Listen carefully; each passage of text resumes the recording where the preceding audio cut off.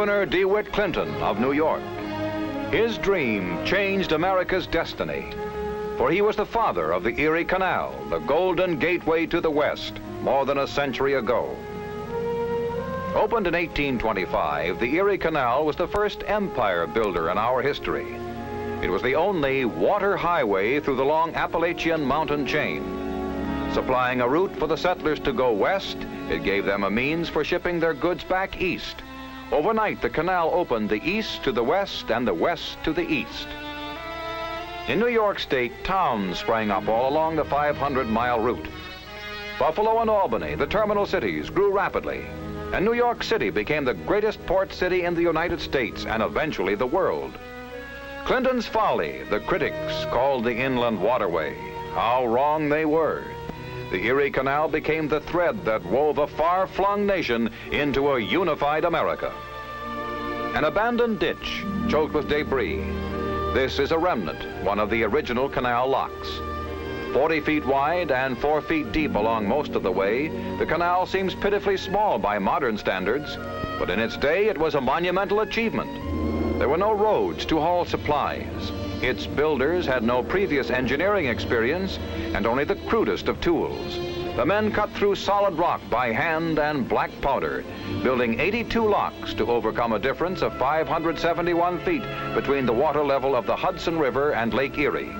It took 8 years to complete.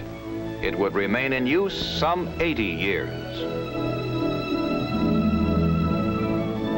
The task of replacing the old canal with a new waterway began in 1905 and continued for 13 years. The modern barge canal follows the picturesque pioneer route along part of its journey across New York State. Lock 2 at the eastern end of the new canal dramatizes the change from 19th to 20th century barge travel. Operated by electricity, each of the 57 locks can raise or lower a vessel in 20 minutes. The giant steel gates can be opened in 30 seconds. There is room for any vessel up to 300 feet in length. The depth of the waterway has been lowered from 4 to 12 feet. Now barges carrying up to 1,000 tons of cargo can make the canal voyage.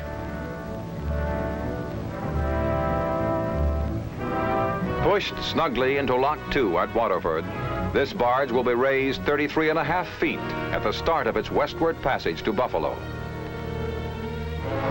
Grain, chemicals, sugar, pig iron, heavy machinery, and fertilizers are the leading cargo shipments. As the rear gate shuts to enclose the barge within the lock, sluice gates open to pour water into the huge concrete chamber.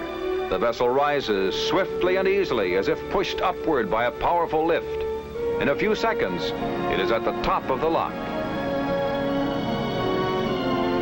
Ahead stretches a broad, fresh level of water, a highway that, since the Erie's opening, has been the main track of America's commercial development. The junction of the Hudson and Mohawk Rivers seen below made possible the conquest of the Allegheny Divide. The original canal utilized the Mohawk Valley, the middle link between the Great Lakes and the Hudson. Lock 17 at Little Falls has a lift of 40.5 feet, the highest in the system. Little Falls is typical of the cities that sprang up with the canal's completion and became busy centers of trade. In the 20 years after the Erie's opening, New York's population almost doubled. The Empire State had been born.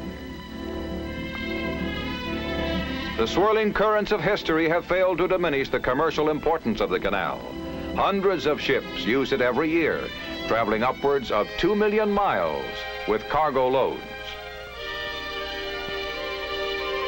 Each lock is 328 feet in length, 45 feet in width, and up to 50 feet in height. With all its branches, the Erie Canal is 9 times longer than the Panama Canal. In one stretch of 2 miles, the waterway drops 169 feet through 5 locks. This is the most remarkable flight of locks in the world. But the transformation along the banks of the Erie was even more spectacular. Lockport was, and still is, one of the important ports on the canal. 320 miles from the eastern end of the Erie, it owes its life to the pioneers who believed in Clinton's folly. The doubters were many. Even Thomas Jefferson had said, "To talk of making a canal 350 miles through a wilderness is little short of madness in this day." Today's vessel riding smoothly through the step-up at Lockport symbolizes the dreams that became deeds to make America great. A century ago, the cry, "Low Bridge," rang out on wooden canal boats as settlers dodged under old spans on their way west. The spirit of adventure that drove them on still rides the Erie Canal. No other waterway in America did what the Erie did. It was from the beginning a golden cord and bond in our national growth. At both ends, east and midwest, and in the middle, it rubbed Aladdin's lamp. America awoke, catching for the first time a sweeping look at its limitless future.